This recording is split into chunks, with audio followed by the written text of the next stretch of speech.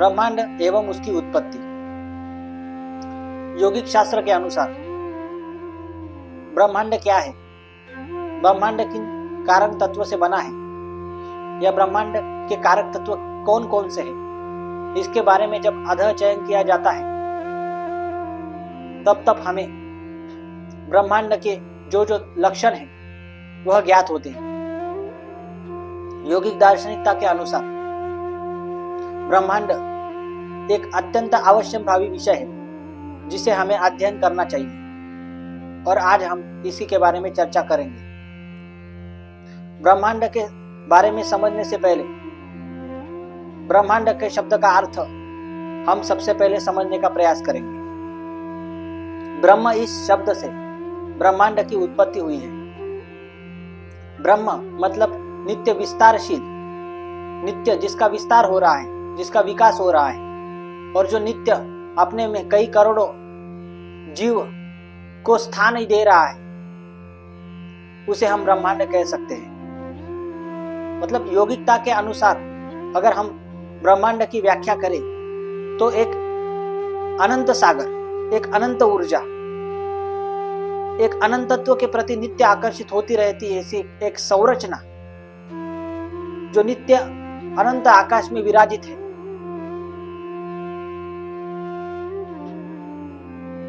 कर्म योग हो, ज्ञान योग हो, भक्ति योग हो, ध्यान योग हो, हर प्रकार के योगों में ब्रह्मांड के प्रति एक चिकित्सा बताई गई है। हर योग में ब्रह्मांड की चेतना को आकर्षित करने का नियम शास्त्र बताता है। मतलब ब्रह्मांड अपने में कई करोड़ों ऐसे शास्त्र है जो अपने में उसने ग्रहण किए हैं, जिसमें गति के नियम हो, ध्यान के नियम हो, स्थिति के नियम हो, आकर्षण के नियम हो, गुरुत्वाकर्षण के नियम हो, ऐसे कई नियम हैं जिनको समेटे हुए ब्रह्मांड अपनी गति, अपनी ऊर्जा नित्य रूप से प्रवाहित करता रहता है। खासकर पाश्चिमात्य देशों में इस ब्रह्मांड के प्रति एक उत्सुकता बनी रहती है कि इस ब्रह्मांड में क्या है, इस ब्रह्मांड के बाहर भी एक दुनिया है क्या, इसके बारे में संशोधन होता रहता है। परंतु भारत के जो प्राचीन ऋषि मुनि थे वे एक आयाम से दूसरे आयाम तक जाने में सक्षम थे, एक ब्रह्मांड से दूसरे ब्रह्मांड में जाने में सक्षम थे। समानांतर ब्रह्मांड में वो समय से परे प्रवास करते थे, ऐसा प्राचीन ग्रंथों में उल्लेख मिलता है।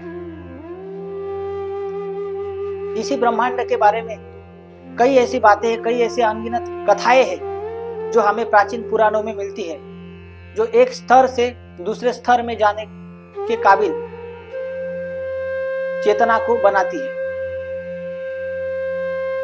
तो ब्रह्मांड एवं उसकी उत्पत्ति को समझने से पहले हमें ब्रह्मांड की जो संरचना है, ब्रह्मांड की जो तत्व प्रणाली है, उसे समझना आवश्यक भावी है। और हम निश्चित ही इसे प्राणायाम के माध्यम से भी समझ सकते हैं।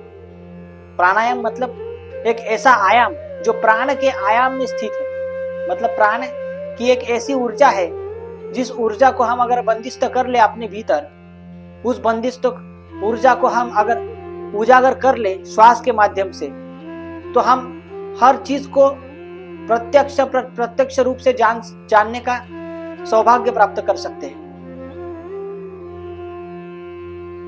तो हम ब्रह्मांड की उत्पत्ति किन 3 लक्षणों से हुई है, इसके बारे में हम आज चर्चा करेंगे। पहला लक्षण है शाश्वतता, दूसरा लक्षण है अर्जितता, तीसरा लक्षण है विसर्जितता।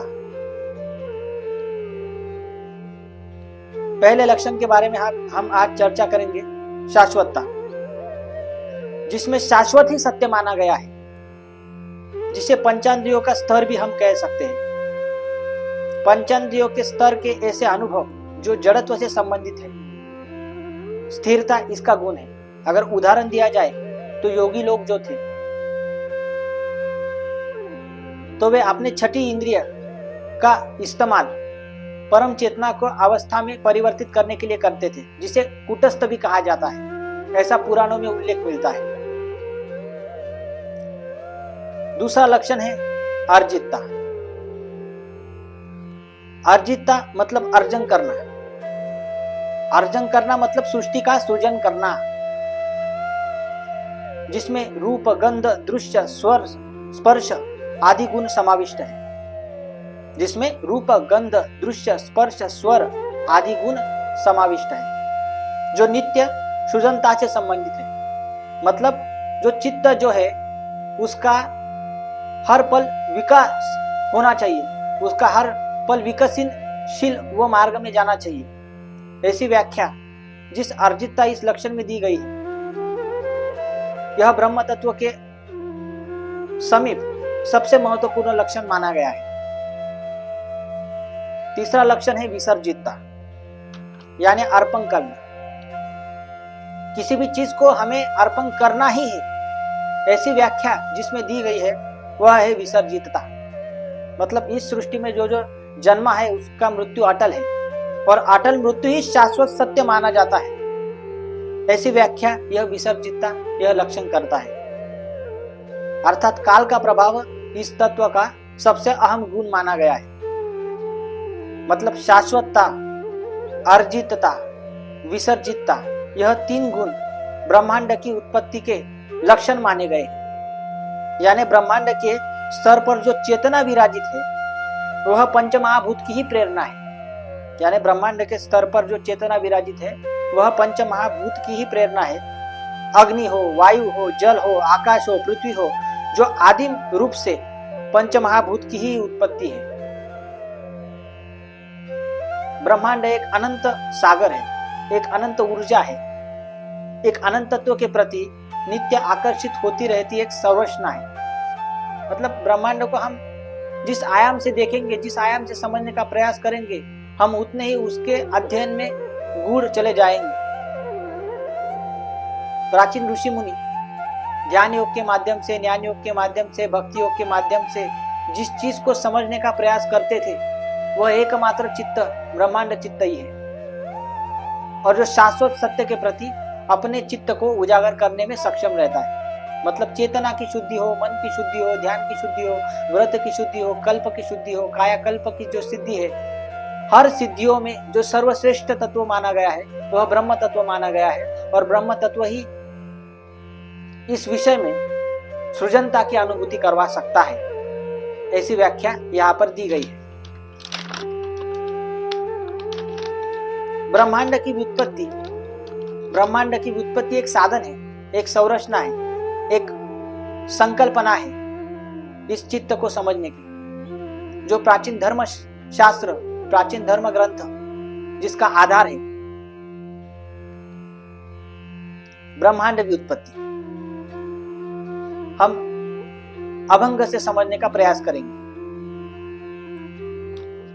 शाश्वतार्जन विसर्जितता मूलबंध स्थिति, शाश्वतार्जन विसर्जितता मूलबंध स्थिति, योग चेतनाधारी ब्रह्मांड व्युत्पत्ति, योग चेतनाधारी ब्रह्मांड व्युत्पत्ति, पंचांद्रिय स्थित स्थिर गुणाभिप्रेत वृत्ति, पंचांद्रिय स्थित स्थिर गुणाभिप्रेत वृत्ति, योग चेतनाधारी ब्रह्मांड व्युत्पत्ति, योग चेतनाधारी ब्रह्मांड व्युत्पत्ति, रूप गंध दृश्य स्वर स्पर्शादि सृजन मूर्ति, रूप गंध दृश्य स्वर स्पर्शादि सृजन मूर्ति, योग चेतनाधारी ब्रह्मांड व्युत्पत्ति, योग चेतनाधारी ब्रह्मांड व्युत्पत्ति, कालाय प्रभाव वर्म अटल मृत्युर्थव्रति, कालाय प्रभाव वर्म अटल मृत्युर्थव्रति, योग चेतनाधारी ब्रह्मांड व्युत्पत्ति, योग चेतनाधारी ब्रह्मांड व्युत्पत्ति, चारु मने अग्नि जल वायु